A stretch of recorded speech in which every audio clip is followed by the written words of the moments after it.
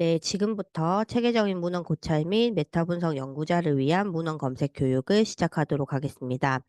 11월에는 체계적인 문헌 고찰 및 메타 분석 연구자들을 위한 문헌 검색 교육이 총 3회 매주 화요일에 진행될 예정입니다. 오늘은 그 첫 번째 단계인 키워드 선정 부분부터 살펴보도록 하겠습니다. 네, 교육의 목차입니다.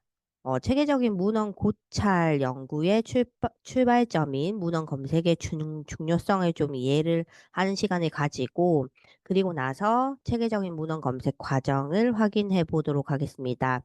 그리고 그 과정의 핵심이 되는 키워드 선정을 통제어 자연어로 진행하는 방법을 함께 살펴보도록 하겠습니다.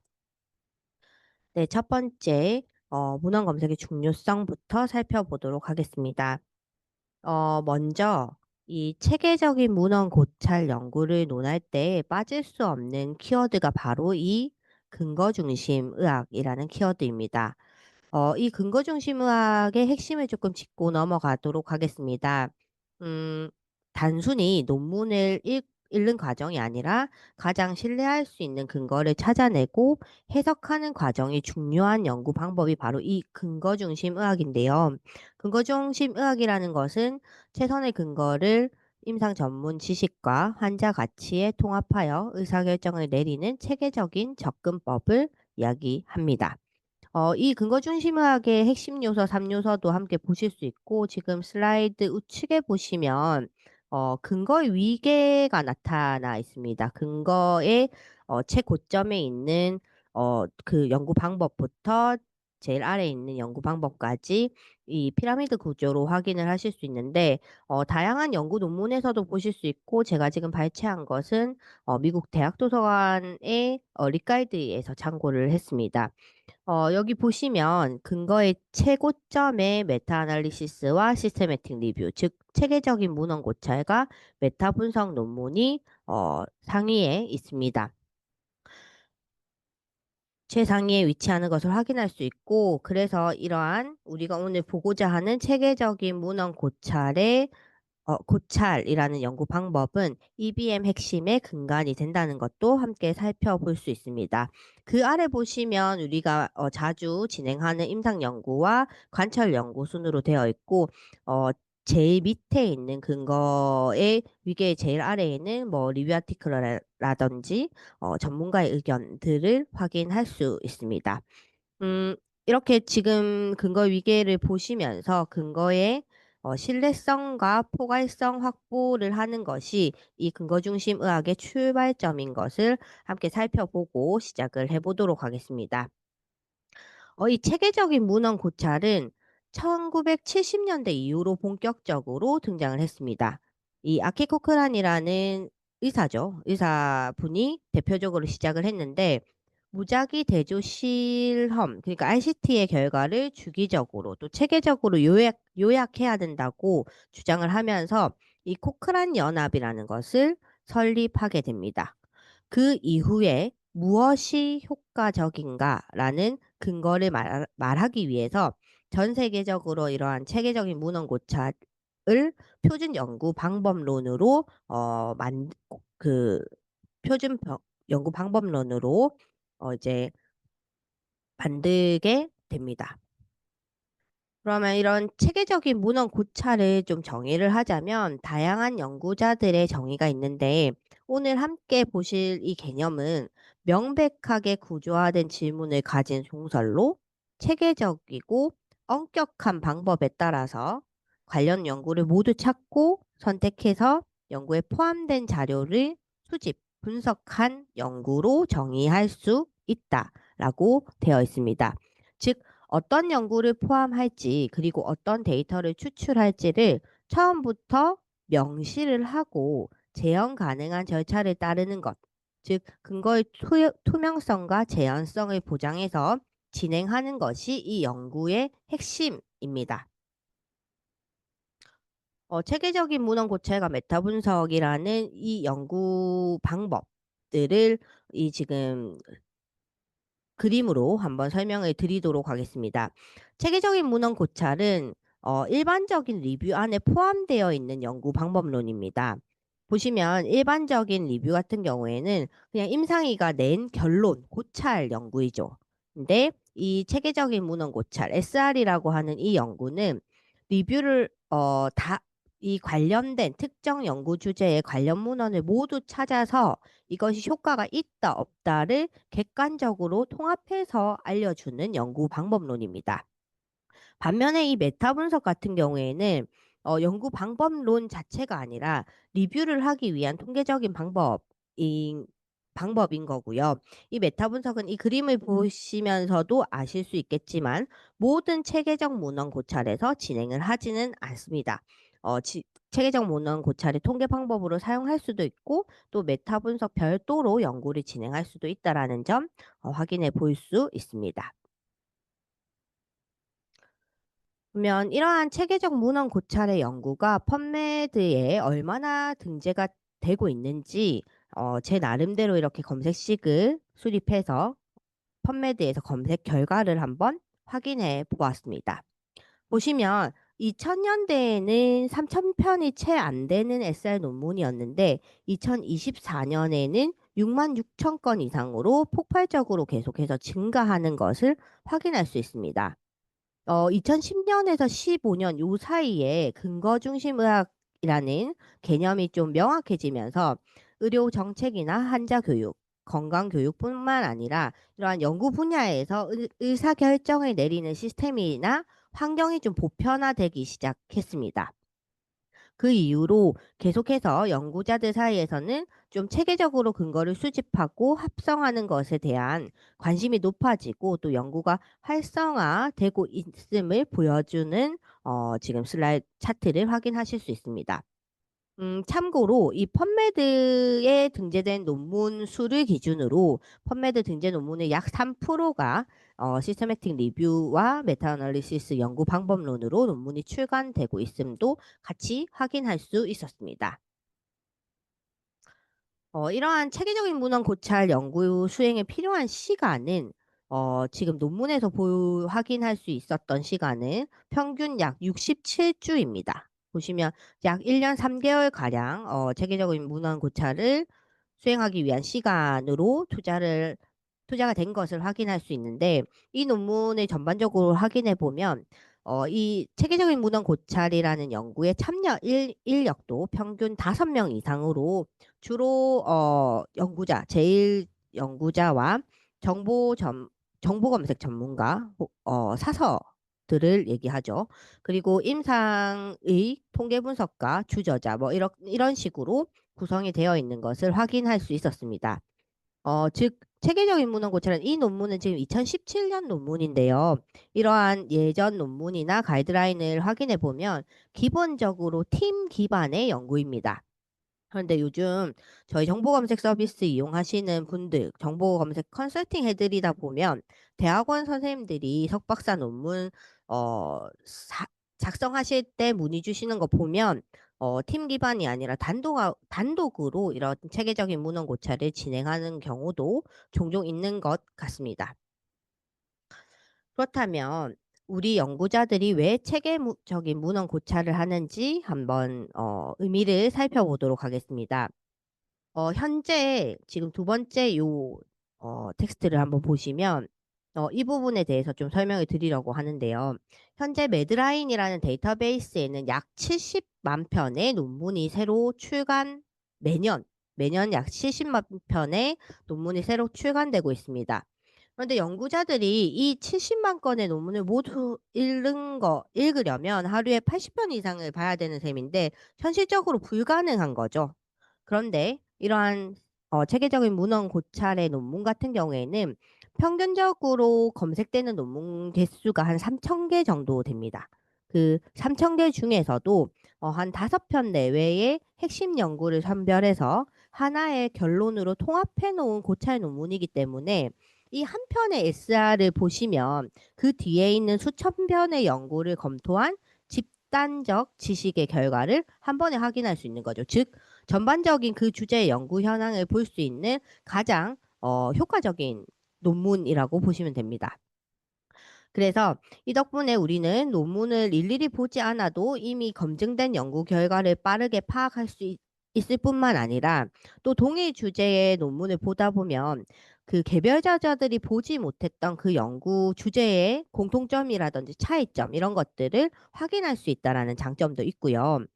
그렇기 때문에 이러한 체계적인 문헌 고찰은 단순한 문헌 요약한 종서의 논문이 아니라 현존하는 연구 중에서 가장 신뢰할 수 있는 근거를 제시하는 가장 효율적이고 과학적인 접근을 할 수 있는 연구이기 때문에 또 많은 연구자들이 이 연구를 진행을 하고 있습니다. 이제 체계적인 문헌 고찰이 실제로 어떤 과정을 거쳐서 진행되는지 한번 살펴보도록 하겠습니다. 체계적인 문헌 고찰의 시작점은 일단 연구 질문, 퀵퀘스천을 확정하는 것이고요. 퀵퀘스천을 확정하고 나면 그에 맞는 프로토콜을 개발합니다. 그리고 나서 문헌 검색을 진행해서 문헌 검색된 결과들을 자료를 선별하고 평가하고 또 통합하고 보고하는 순서로 이렇게 순환의 과정을 통해서 연구를 진행하게 됩니다. 근데 이 연구 방법론의 그 상위 부분에 먼저 진행해야 되는 이 검색 부분이 근거 중심의학의 출발점이라고도 말씀드릴 수 있는 것이 이 검색에서 부정확한 그 결과가 합성되거나 아니면 바이어스가 발생하면 그 이후에 선별하고 합성하는 요 과정에서도 결과 해석에 모두 왜곡을 줄 수가 있습니다.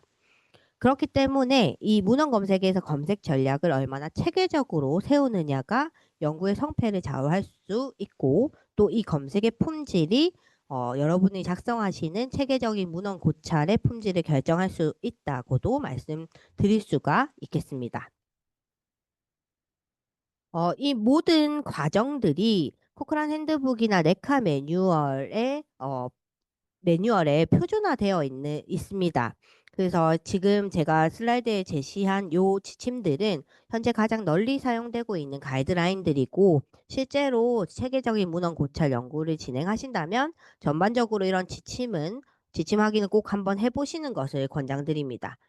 참고로 요즘은 시스테매틱 리뷰 말고도 스코핑 리뷰라든지 뭐 내려 어, 그, 그 그 외에 다양한 리뷰들을 진행하는 경우도 있는데 검색 과정은 모두 동일하게 진행된다라는 점도 참고하시면서 이 가이드라인을 참고해서 문헌 검색을 어떻게 진행하는지 한번 보시는 것을 권장드립니다.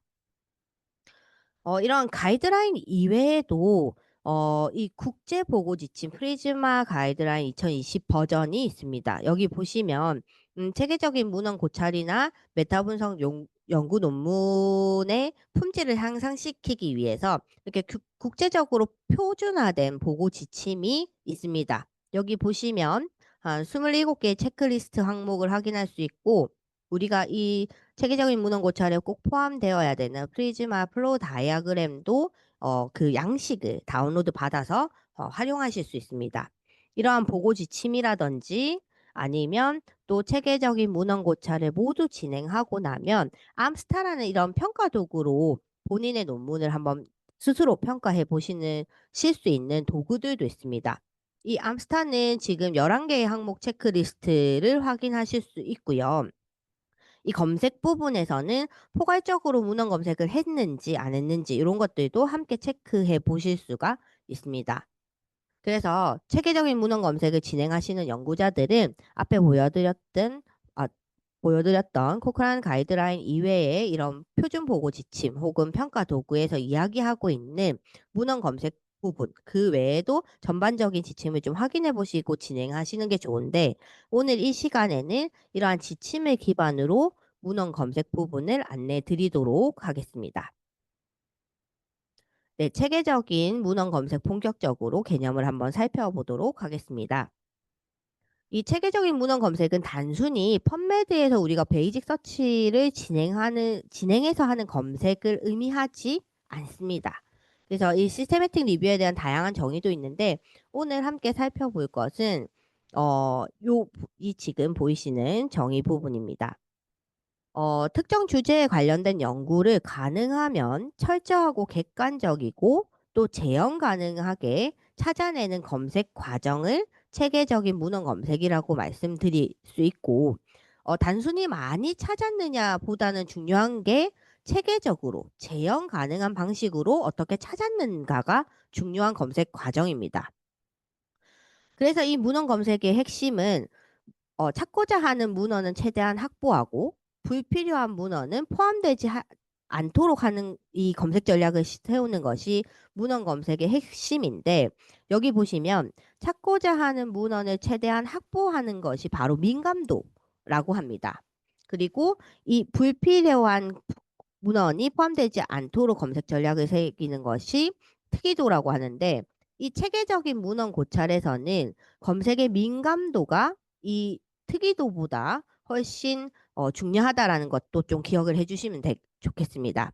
그래서 이 체계적인 문헌 검색은 즉 누락 없이 포괄적으로 검색을 재현 가능하게 찾는 것이 가장 중요한 진행 방법이라고 말씀드릴 수가 있습니다.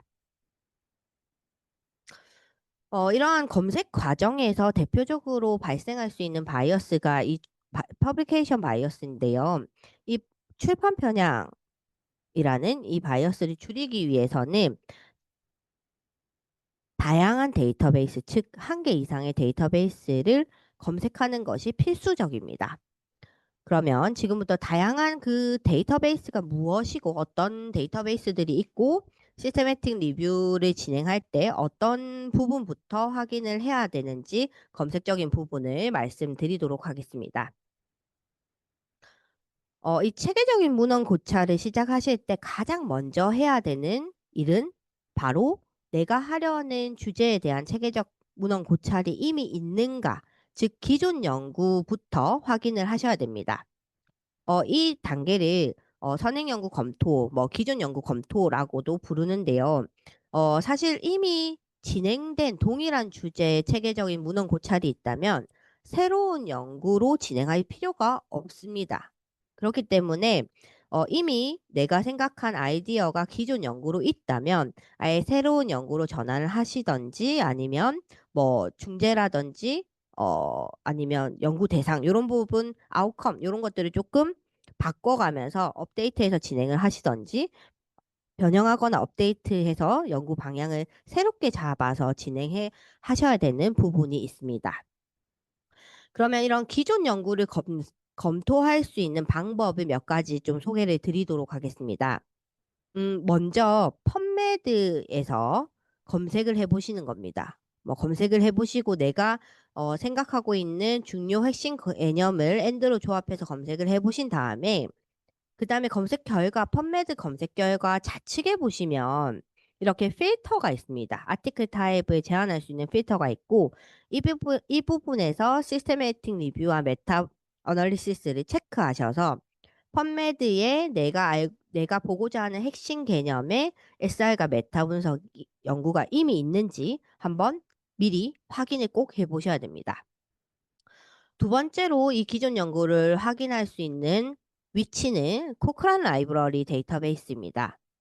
코크란 라이브러리 데이터베이스는 어, 일부 유료로 이용을 하실 수 있는 데이터베이스인데 저희 도서관을 통하면 이용을 하실 수 있습니다. 라이센스가 있기 때문에 여러분들이 전반적인 이용을 하실 수 있는 데이터베이스고요.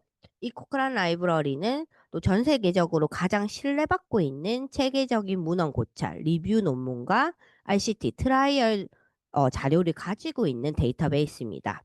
그래서 이 코크란 라이브러리에서도 요 검색 위치, 우측 상단의 검색 창을 통해서 내가 하고자 하는 핵심 개념을 검색해 보셔서 기존 연구, 기존 SR이 있는지 한번 확인해 보시는 작업이 필요하시고요. 펀메드 코크란에도 안 나오는데 그래도 한 번 더 참고하셔야 되는 사이트가 있어서 같이 소개를 드리겠습니다. 이 프로스페로라는 사이트인데요. 이 프로스페로 사이트를 활용해서 기존 연구가 있는지 없는지 확인 가능합니다. 간단하게 프로스페로에 대해서 설명을 좀 드리자면 전 세계적으로 체계적인 문헌 고찰 연구의 프로토콜을 등록 공유하는 공개 데이터베이스라고 보시면 됩니다. 선생님들께서도 체계적인 문헌 고찰을 시작할 때는 이 프로스페로에 등록하고 어 동일 주제의 그 등록하고 연구자가 무엇을 어떻게 검색하고 어떤 기준으로 선택 배제를 통해서 어떤 연구의 통합적인 고찰을 할 건지 명시하는 등록 프로토콜이라고 보시면 되고, 여기 이미 등록된 연구 주제는 진행을 하지 않으셔야 합니다. 연구 윤리적으로 진행을 하지 않으셔야 되는데, 간혹 교수님들께서 여쭤보시는 게, 그러면 이미 공개된 프로스페로에 공개된 연구 주제를 내가 먼저 해서 발표를 하면 안 되십니다.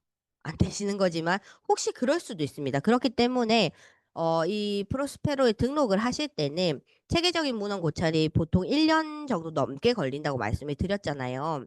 그래서 초기부터 등록하시지 말고 자신의 아이디어를 좀 보호하기 위해서는 어느 정도 연구가 진행되고 나서 프로스페로에 등록하시는 것을 권장드립니다.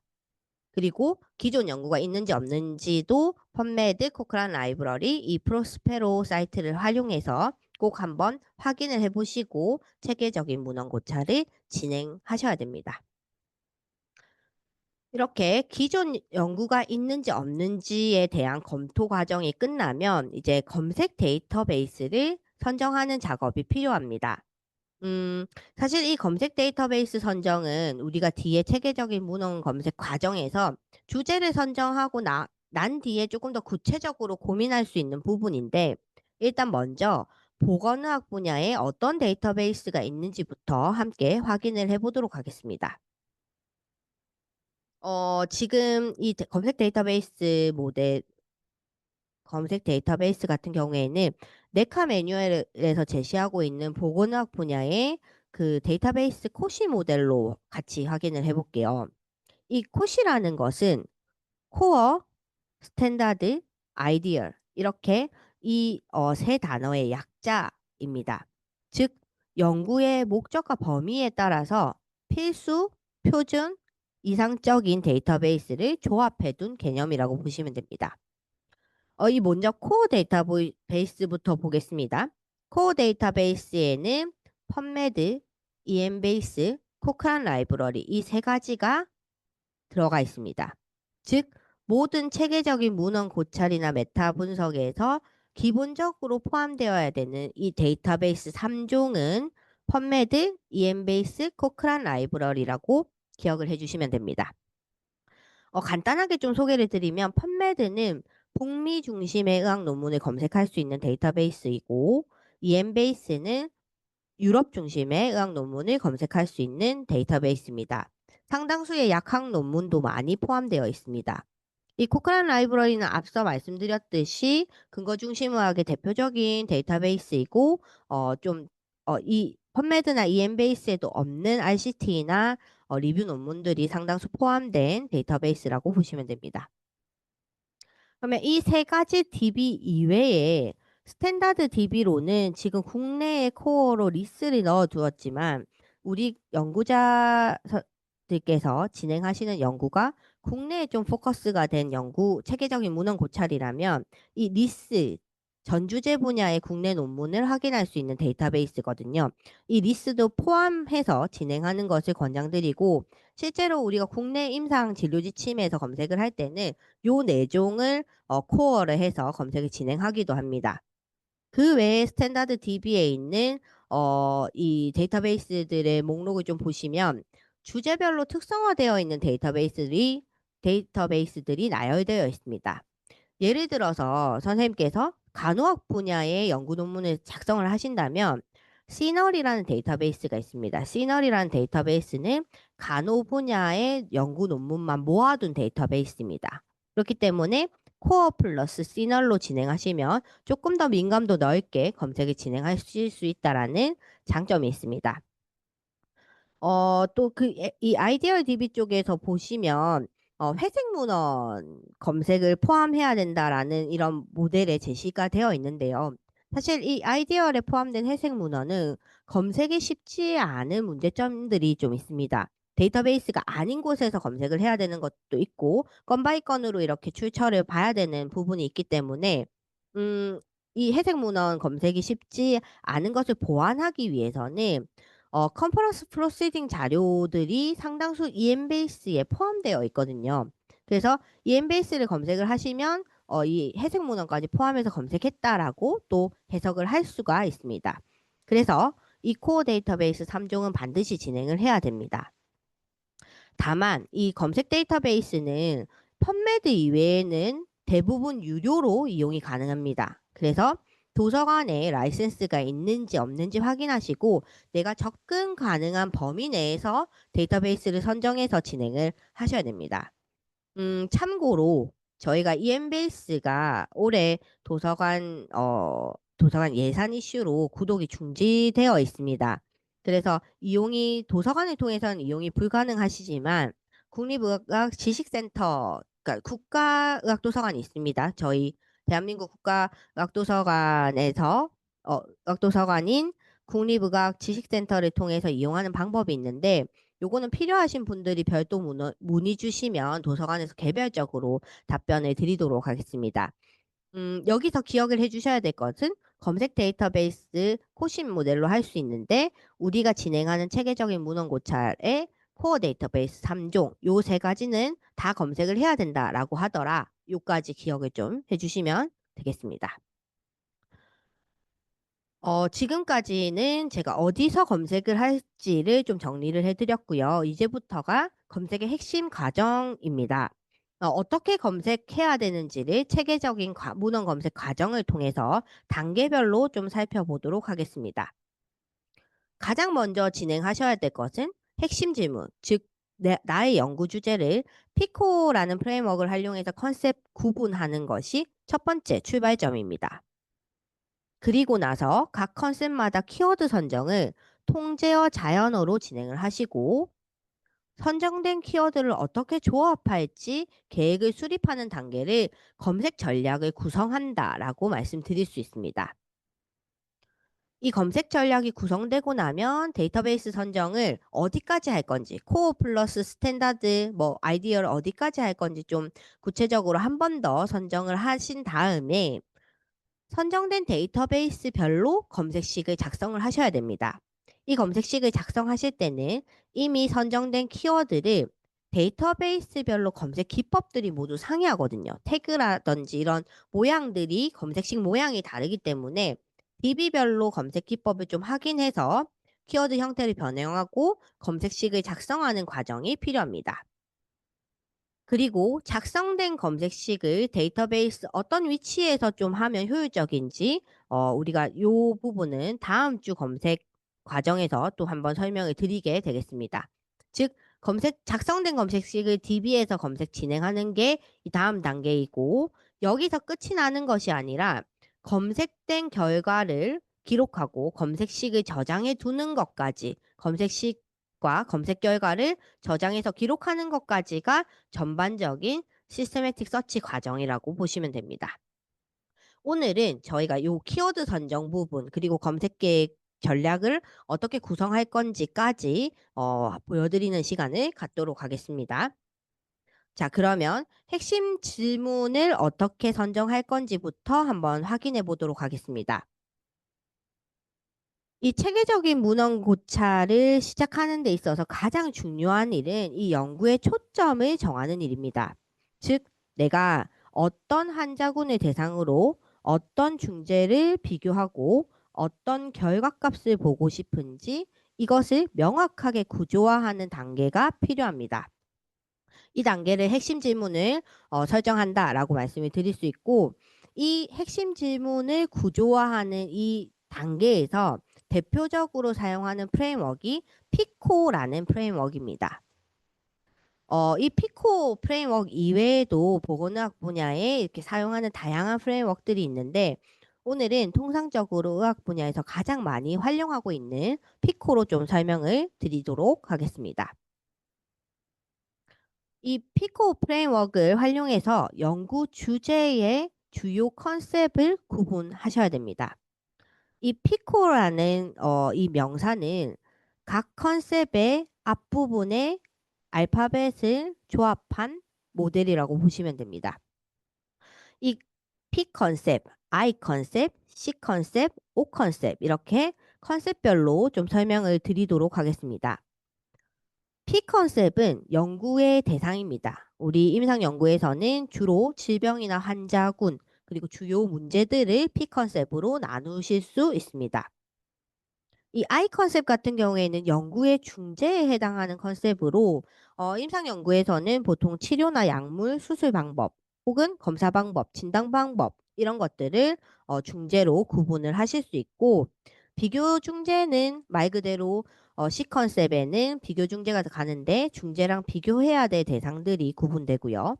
이 O 컨셉에는 이 환자와 개입 인자 비교 중재를 모두 결합해서 내가 보고자 하는 연구의 결과값을 O 컨셉으로 나눠주시면 됩니다. 즉, 이 네 가지 요소가 체계적인 문헌 고찰의 핵심 질문을 구체화하는 기본 틀이라고 보실 수 있습니다.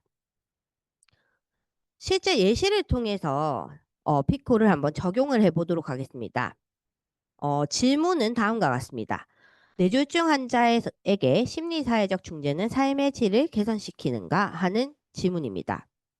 이 질문을 피코 구조로 바꾸면 다음과 같습니다. P 컨셉은 스트로크, 뇌졸중 환자가 올 것이고요. I 컨셉은 심리사회적 중재, 그리고 C 컨셉, O 컨셉은 이렇게 나눌 수가 있습니다.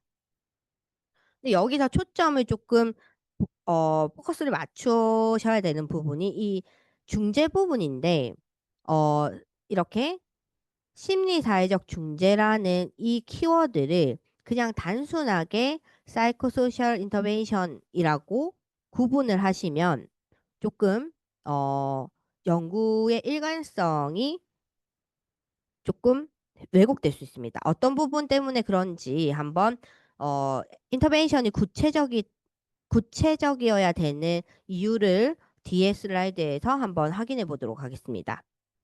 펀메드에 그냥 인터벤션이라고 검색을 하면 1000만 건 이상이 나옵니다. 그리고 사이코소셜 인터벤션이라고 검색을 하면 45,000건 이상이 검색됩니다. 즉 그냥 중재나 심리사회적 중재라고 검색을 하면 검색 결과가 굉장히 많이 나오고 참고로 펀메드 검색 결과는 10,000건 이상 반출이 안 된다라는 점도 있습니다. 그렇기 때문에 중재 또는 심리사회적 중재라는 표현은 너무 추상적입니다. 그래서 이렇게 컨셉을 구분해 놓고 키워드 선정을 하면 이렇게 키워드 선정을 하면 스크리닝 단계에서 판단의 일관성 확보가 어려워지는 부분이 있습니다. 그래서 실제 검색에서는 이 중재 부분을 좀 구체적인 형태로 세분화해야 필요한 논문을 찾으실 수가 있습니다. 한번 보겠습니다. 뇌졸중은 그대로 P 컨셉에서 올 수 있고요. 이 I 컨셉의 심리사회적 중재를 아로마 테라피, 비헤이벌 테라피, 카운셀링, 소셜 서포트, 헬스 에듀케이션 이런 식으로 확장을 하실 수 있습니다. 이런 식으로 중재를 세분화하는 과정을 통해서 컨셉 브레이킹을 하신 다음에 키워드 선정하는 것이 문헌 검색에서 가장 중요한 부분입니다.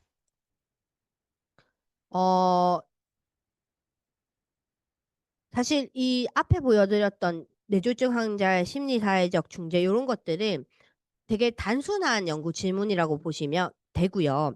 예전보다 연구자분들이 이 연구 질문이 많이 구체화되면서 키워드 선정이 좀 복잡해지고 있기 때문에 이 피코 컨셉을 나눌 수 있는 구분 예제 하나만 더 확인을 해보도록 하겠습니다. 질문은 다음과 같습니다. 모바일 기지국 주변에 거주하는 산모에게서 태어난 아이는 뇌종양에 걸릴 가능성이 있을 것인가? 라는 질문입니다. 그러면 P 컨셉에는 누가 대상인가를 보셔야 됩니다. 아웃컴이 뇌종양이 생기는 대상이죠. 그러면 I로 P 컨셉을 나누실 수 있어요. 근데 I로만 그냥 뇌종양에 걸릴 가능성이 있는 I로만 구분하시면 태어나지 않고 사산한 아이를 누락할 수 있습니다. 그래서 이 P 컨셉에는 태아를 포함한 아이로 컨셉을 잡아주시고 키워드 선정을 하셔야 됩니다. 그리고 아이의 연령도 소아 몇 세까지 볼 것인지, 뭐 5세 미만으로 볼 것인지, 아니면 청소년기까지 포함을 할 것인지 사전에 좀 설정을 해 두셔야지 검색하실 때 누락, 민감도와 특이도를 조정을 하실 수 있습니다. 그러면 아이 컨셉으로 넘어가 보겠습니다. 이 연구 주제에서 어떤 노출이나 중재가 있었는가 하는 부분을 구분하시면 되는데, 이 아이 컨셉은 모바일 기지국 주변에 거주한 산모가 되겠습니다. 즉, 기지국 전자파 환경에 노출된 지역에 거주하고 있는 산모라는 이 환경적 요인이 아이 컨셉으로 구분이 될 수 있습니다. 그럼 이 C 컨셉도 중요합니다. 누구와 비교할 것인가인데, 그러면 이러한 모바일 기지국 주변에 거주하지 않는 산모로 단순하게 나누실 수 있겠죠. 근데 우리는 체계적인 문헌 고찰을 하실 때는 그렇게 끝내서는 안 됩니다. 이 모바일 기지국이 설치되는 지역에는 사회경제적 편향이 존재할 수 있습니다. 예를 들어서 사회경제적 수준이 낮은 지역에 기지국, 그러니까 사회경제적 수준이 낮은 지역에 기지국이 더 많이 설치되거나, 아니면 고층 건물이 적은 저밀도 지역에 집중될 가능성 등이 있습니다. 그래서 따라서 이런 비교 중재를 단순히 비노출된 지역의 산모로 하는 것이 아니라 동일한 사회 경제적 수준과 환경적 조건을 가진 지역의 산모로 설정하는 것이 중요합니다. 이렇게 컴패리전 설정이 제대로 되어야 뒤에 합성하는 과정에서 혼란 변수를 통제하실 수가 있습니다. 마지막으로 이 옷 컨셉은 이제 무엇이 보고 싶은 건데 뇌종양이겠죠. 결과 변수가 이 뇌종양으로 구분될 수 있습니다. 그런데 이때도 이 뇌종양의 그 발생 여부에 대한 기준을 뭐 진단 기준이라든지 발생 시기 이런 것들을 좀 명확히 해두시면 검색식 설계할 때도 일관성을 가지실 수 있고, 실제로 여러분들이 진행하는 연구 설계를 하실 때도 일관성을 높일 수 있다는 장점이 있습니다. 그래서 지금 보여드린 예시처럼 실제 체계적인 문헌 고찰을 진행하실 때는 PICO 컨셉을 단순히 나열하는 데 그치시지 마시고 각 요소를 얼마나 명확하고 또 객관적으로 정의했는가를 구분하시는 게 가장 중요한 작업입니다. 그러면 이렇게 구체화된 핵심 질문을 가지고 실제로 어떤 검색 전략을 어떻게 구상할 것인지 한번 살펴보도록 하겠습니다.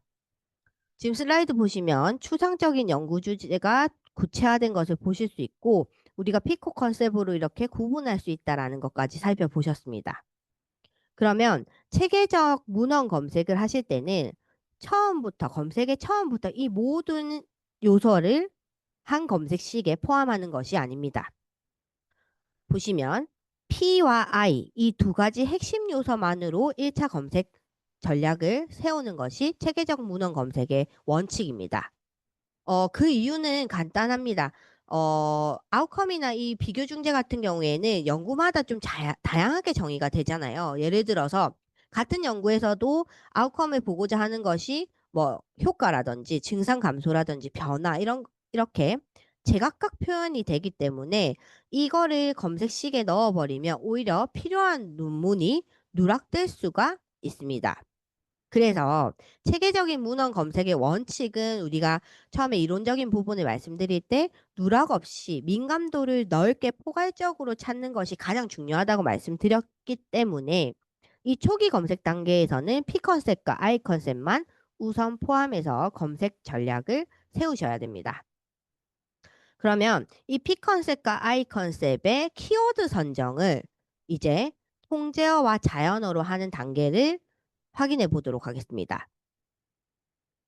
이 통제어라는 것은 간단하게 말씀을 드리면 통제 어휘집에 색인된 통제 용어입니다. 통제된 용어라고 보시면 되고, 각 데이터베이스에 색인된 통제 용어라 보시면 되고, 자연어는 우리가 일상에서 사용하는 용어, 통제된 용어를 포함한 모든 관련 용어를 자연어라고 구분할 수 있습니다. 그러면 이렇게 키워드를 각 컨셉의 키워드를 통제어와 자연어로 선정해야 되는 근거를 하나 더 보고 가실게요. 이거는 프레스 2015 가이드라인의 체크리스트고요. 총 6가지로 구분을 하고 있는데 검색에 이것들이 다 포함되어야 된다라는 이야기입니다. 그 중에서도 우리가 좀 눈 크게 뜨고 보셔야 될 게 3번, 4번 단계 데이터베이스에 색인된 통제어를 썼는지 그리고 자연어를 활용했는지 요것을 꼭 이렇게 보고 지침에 나와 있습니다. 그렇기 때문에 이렇게 체계적인 문헌 고찰에서 민감도를 넓히기 위해서는 통제어, 그러니까 데이터베이스에 있는 통제어와 자연어 키워드를 병행해서 사용하는 것이 가장 안전한 검색을 하는 방법이다라는 것을 확인할 수 있습니다. 그러면 실제로 피코 개념을 사용해서 통제어, 자연어 선정하는 작업의 예시를 한번 보여드리도록 하겠습니다. 우리가 오늘 볼 예시의 핵심 질문은 다음과 같습니다. 만성 통증 환자에서 디지털 치료 중재의 효과 비교라는 질문입니다. 피코 컨셉은 이렇게 미리 제가 나눠두었습니다. 그러면 우리가 이 컨셉별로 하실 작업이 통제어를 선정하는 거, 각 컨셉의 통제어, 그리고 각 컨셉의 자연어를 이렇게 정리하는 작업이 필요합니다. 그러면 통제어 선정부터 진행을 해보도록 하겠습니다. 이 통제어라는 개념을 간단하게 말씀을 드리면 데이터베이스에 색인된 용어라고 말씀을 드렸고요. 이 통제어의 장점은 특정 주제의 다양한 동의어를 대표하기 때문에 이 대표하는 용어들, 예를 들어 코비드 19을 예로 들면 저자들은 이렇게 다양하게 사용을 할 수 있습니다. 근데 만약 이런 통제어가 없다면 모든 동의어를 OR 조합해서 검색을 해야지 주제에 누락되지 않는 전체 논문을 검색하실 수 있겠죠. 그런데 이 통제어가 코로나 바이러스를 코비드 19으로 통제된 용어로 색인을 해두고 이 통제어 검색식으로 검색을 하면 한 번에 이 관련 주제를 검색할 수 있다는 장점이 있습니다. 그렇기 때문에 내가 검색하지 못한 적절한 문헌도 찾아주고요. 또 불필요한 문헌은 배제해서 검색의 정확도를 높여주는 가장 좋은 검색 방식입니다. 그럼 보건의학 분야의 통제어는 대표적으로 2가지가 있습니다. 메쉬, EM3, 통제 용어의 대표 2가지이고요. 이 메쉬 통제어는 펀메드나 코크란 라이브러리, 사이코인포, 즉 매드라인을 기반으로 하는 데이터베이스에서 활용이 됩니다. EM3 같은 경우에는 EM베이스 기반으로 활용하는 데이터베이스에서 사용되는 통제어입니다. 그럼 여기서 제가 메쉬가 좋아요, EM3가 좋아요를 보여드리고 싶어서 이 표를 비교한 것이 아니라 2가지의 보건의학 분야에는 2가지의 통제어가 있고 각각의 데이터베이스에서 활용하는 통제어가 다르다라는 것을 확인하셔야 됩니다. 우리는 오늘 펀메드가 접근성이 좋기 때문에 펀메드 통제어 메쉬 데이터베이스를 기반으로 한번 찾아보는 작업을 보여드리도록 하겠습니다. 메쉬 통제어를 펀메드의 통제어인 메쉬 텀을 찾기 위한 위치는 바로 펀메드 메인 화면에 익스플로러 아래 메뉴 메쉬 데이터베이스로 가셔야 됩니다. 메쉬 데이터베이스로 접근을 하시면 여기서는 논문을 검색하는 것이 아니라 펀메드에 통제된 용어 검색을 하는 곳입니다. 즉, 메쉬 데이터베이스에서 내가 알고 있는 만성 통증을 예를 들면 크로닉 페인으로 검색을 하면 통제된 용어들, 관련된 통제된 용어들이 검색 결과에 나오고 이렇게 결과값으로 나온 하이퍼링크가 있는 이 용어를 메쉬 텀입니다. 이라고 해석해 주시면 됩니다. 이 메시텀을 내 연구 주제와 매핑되는 메시텀이 맞는지 확인하시기 위해서는 그 용어 아래에 있는 스콥 노트, 이 용어에 대한 개념적인 정의를 확인해 보시고 이게 내가 지금 진행하는 연구의 만성 통증과 매핑되는 통제어구나를 확인하실 수 있습니다. 한번 제가 직접 메시 데이터베이스로 가서 통제어 검색하는 방법을 확인해 보도록 하겠습니다. 펀메드로 접근을 하셔서요. 펀메드로 접근을 하셔서 메쉬 데이터베이스로 가면 됩니다. 메시 데이터베이스를 들어가시면 여기는 다시 말씀드리지만 용어를 검색하는 곳입니다. 펀메드의 통제어 메시 용어가 있는지 없는지 만성통증부터 한번 확인해 보도록 하겠습니다. 크로닉 페인으로 검색을 해보면 총 2개의 검색 결과가 나오고 제가 요거를 크롬 버전에서 잠깐 한국어로 해석을 해보면 만성통증 우리가 연구하고자 하는 용어의 범위가 맞구나라는 것을 확인해 보고 요거를 다시 영어로 변환해서 chronic pain이라는 메시 텀을 클릭하면 메시 용어의 상세 검색 결과 보기 화면으로 넘어갑니다. 보시면 메시 텀이 있고 아래 스콥 노트가 있는 것은 미리 보기로 우리가 검색 결과 화면에서 보았고요. 뭐 서페이징이라든지 요런 추가적인 검색 기능들은 우리가 오늘 펀메드 교육이 아니기 때문에 넘어가도록 하겠습니다. 문헌 검색의 체계적인 문헌 고찰의 검색에서 필요한 부분은 바로 이 엔트리 텀입니다. 엔트리 텀은 크로닉 페인에 대한 동의어들을 나열한 목록이고요. 우리가 자연어 선정할 때 이 엔트리 텀에서 자연어 선정을 참고하실 수 있습니다.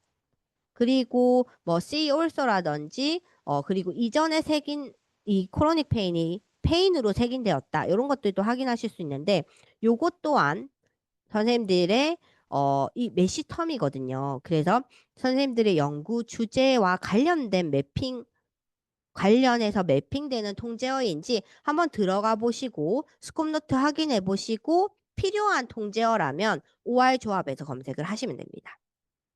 여기서 제가 하나 더 말씀드리고 싶은 거는 이 메쉬 텀은 기본적으로 이렇게 상하이어 트리 구조로 되어 있는데요. 크로닉 페인 같은 경우에는 최하이어이기 때문에 하이어 확장 검색을 하지 않습니다. 그런데 만약에 우리가 페인으로 검색을 진행하는 연구 주제라면 페인 아래에는 이렇게 상당수의 하이 텀들이 있습니다. 복통도 있고요. 아니면 목이 결리는 통증, 뭐 두통 이런 것들이 다 있습니다. 요런 페인 하이 텀을 모두 포함해서 검색하는 것이 이 메쉬 텀의 특징입니다. 요것도 알아두시면 키워드 선정하고 검색 진행하실 때 필요한 개념이라서 좀 설명을 드렸습니다.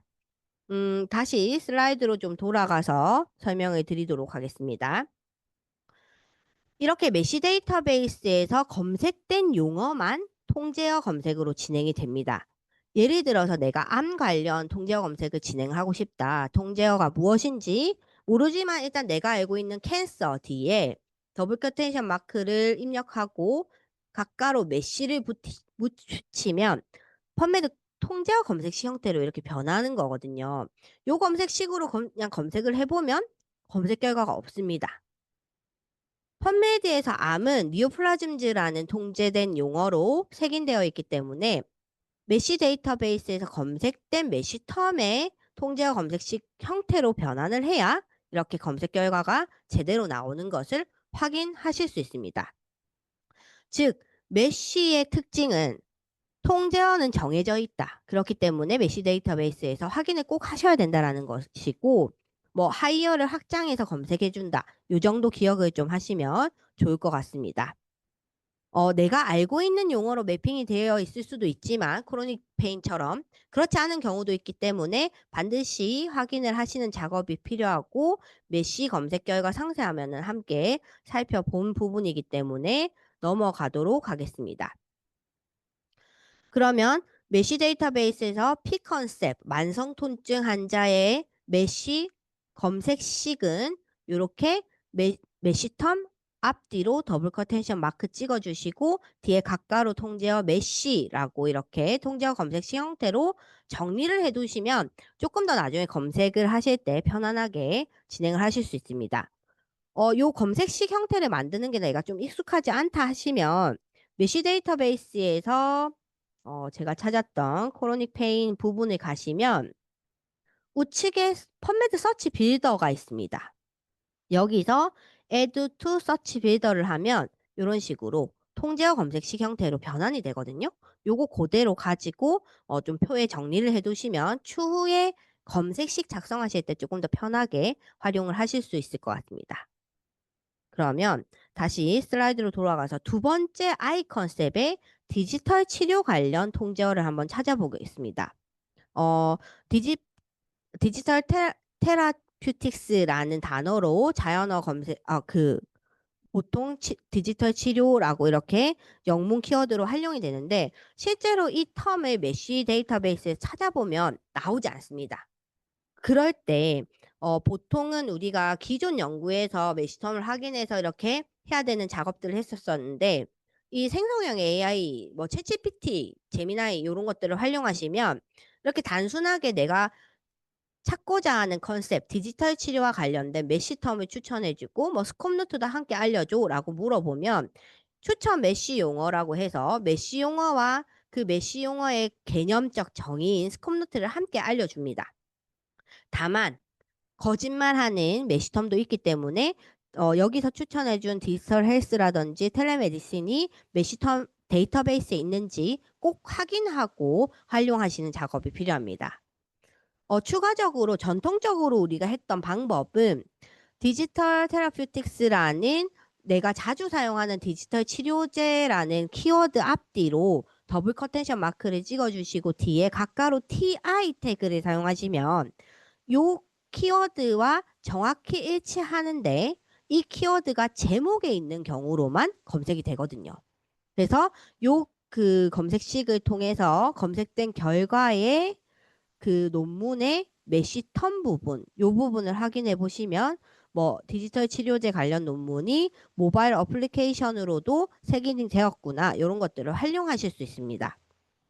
요거는 시간 관계상 좀 넘어가고 그래서 I 컨셉의 디지털 치료는 챗GPT를 활용하시든 아니면 기존 연구를 활용하시든 두 가지 모두 사용해 보시고 메시 데이터베이스에서 요 정도로 정리를 할 수 있습니다.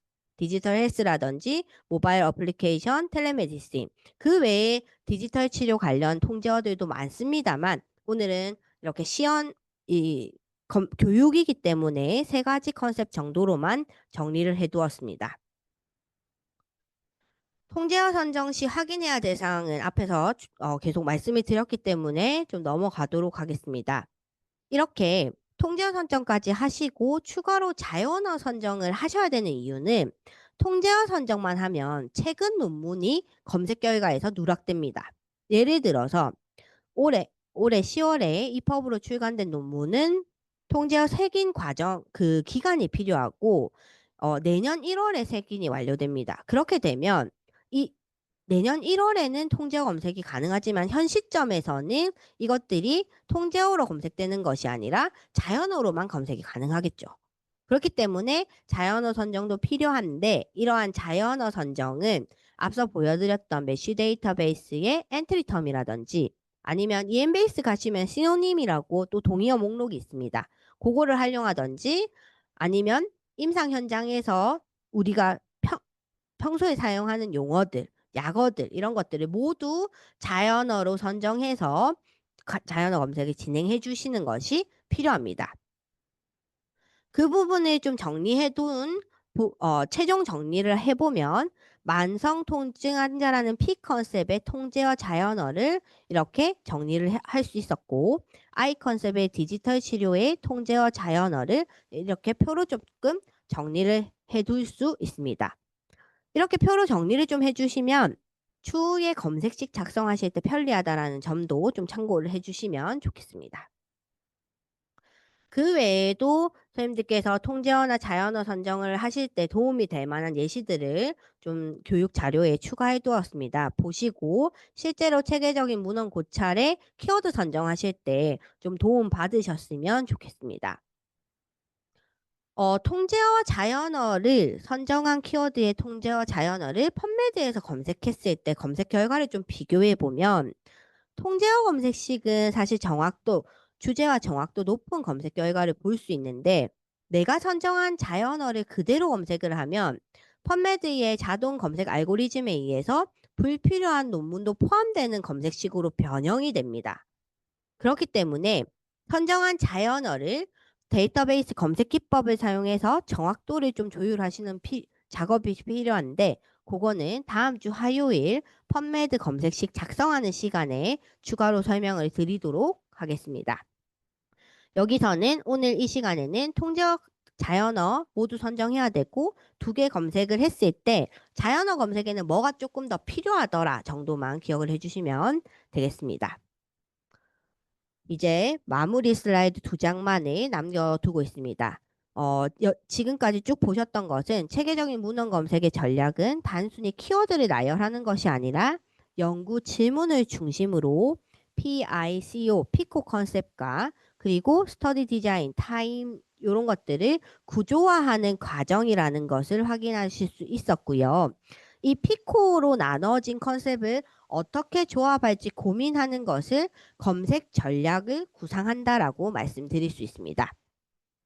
사실 이 검색 전략을 구상하는 것은 연구 주제별로 워낙 경우의 수가 많기 때문에 정답은 없지만, 대부분의 체계적인 문헌 고찰이라든지 메타 분석 검색을 진행하실 때는 P&I를 기본적으로 구상하셔야 민감도 넓은 검색을 진행하실 수 있습니다. 그리고 나서 뭐 스터디 디자인을 ICT로 제안을 한다든지, 아니면 연도를 뭐 2010년 이후로 제안한다든지, 아니면 아까 보셨던 우리 핵심 질문의 예시처럼 연구 대상의 나이를 65세 이상 노인으로 한다든지, 요런 것들은 펀메드나 EMBase 코크란 라이브러리의 필터를 활용해서 검색 결과 내에서 제안해서 또 검색 결과를 추가로 확인하실 수도 있습니다.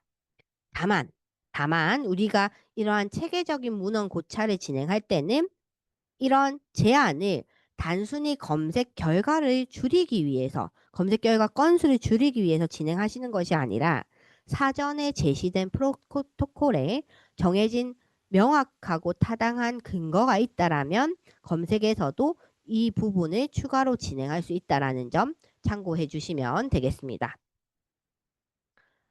이제 마지막 단계입니다. 우리가 앞서 선정한 통제어와 자연어를 어떻게 조합해서 검색식을 만드는지 살펴보도록 하겠습니다. 먼저 P 컨셉과 I 컨셉의 통제어 자연어를 선정하고, 같은 개념의 동의어들은 유사어 OR로 묶습니다. 그리고 각 개념끼리는 이렇게 AND로 조합을 해서 전체 검색식을 완성합니다. 이렇게 검색을 하시면 한쪽에서는 민감도를, 그리고 한쪽에서는 특이도를 확보를 할 수 있는 검색식이 작성이 됩니다. 네, 여기까지 오늘은 체계적인 문헌 고찰의 첫 단계인 키워드 선정과 검색 전략 수립하는 것까지 함께 살펴보았습니다. 다음 시간에는 오늘 그 선정한 통제어와 자연어를 활용해서 실제 코어 데이터베이스에서 어떻게 검색식을 작성하고 검색을 진행하는지 방법을 확인해 보는 시간을 가져보도록 하겠습니다. 네, 이상으로 오늘 교육을 마치겠습니다. 수고 많으셨습니다. 감사합니다.